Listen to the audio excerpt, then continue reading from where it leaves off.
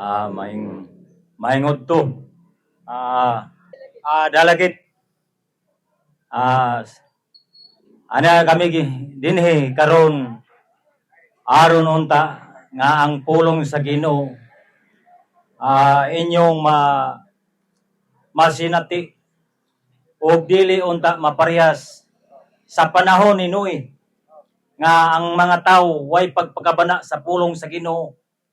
Ang ilang gihunahuna kaon inom, hudya ka, sugal, walay pagtagad sa pulong sa Ginoo. Pero nagaingon ang Ginoo sa iyang pulong. Nagaingon ang Ginoo sa iyang pulong. Ayaw kamo walay pagpakabana sa pulong sa Ginoo. Ang mga tao sa panahon ni Noe. Nagaingon siya diri. Unya tapos gayud sa kasakitan ni adtong mga adlaw, mangitngit ang adlaw og dili na mudanag ang bulan, mga hulog gikan sa langit ang mga bituon og matayog ang tibuok kalibutan. Mao na ni karon ang atong panahon ang gingon sa Ginoo nga matayog pero dili pagid ni mao. Hinay pagid ni pero ang ubang lugar nanay giguba sa Ginoo tungod sa wala sila magpakabana. Og nagaingon ang Ginoo nga ang iyang paghugas sa panahon ni Noe tubig. O karon dili na tubig ang ihugas sa Ginoo, kayo na. Nganuman tungod sa kahugaw sa kalibutan ang mga tao wala naging pagpakabana sa Ginoo. Oras na lang sila kabisi sa inguman sa negosyo, trabaho, ultimo Domingo, gamiton pa. Nagaingon ang Ginoo sa iyang pulong nga ayaw pagtigom og bahandi dinis imabaw sa kalibutan. Ayaw pagtigom og bahandi dinis imabaw sa kalibutan kay kana tayon o kutkuton na sa anay. Kay panahon sa kita na pagakuhaon bisag piso way madala na tuwa na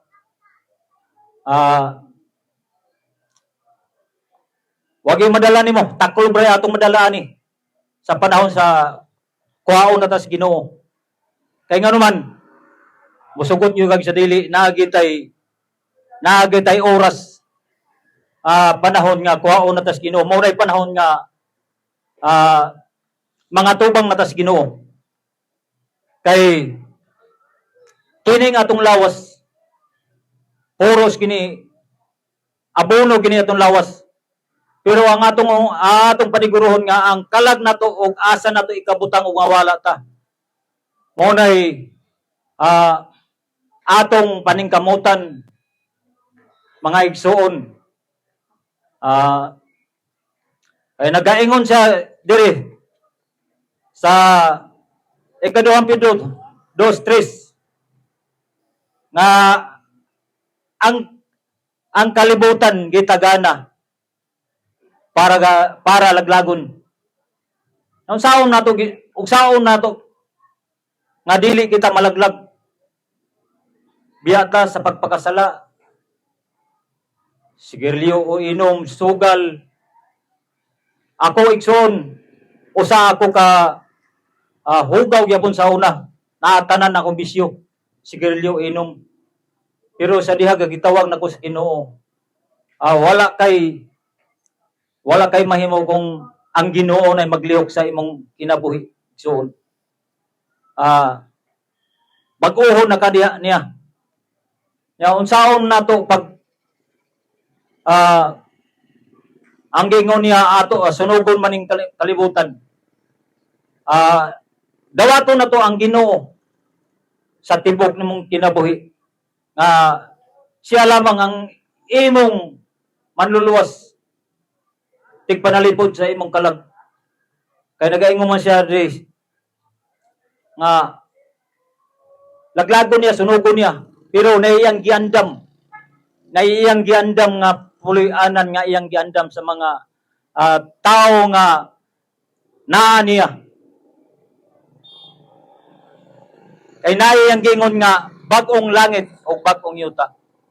Unay gisaad igsuon sa atong Ginoong Yeshua HaMashiach, Yahweh Jesus Christ. Siya lamang walay lain makaluwas kanato. Siya lamang walay lain nga dalan. Ug si Kristo lamang ang atong manluluwas, labaw magagahom sa tanan. Ug mao ra to akong magpasalamat ko sa mga tao nga naminaw o nagpakabana sa pulong sa Ginoo.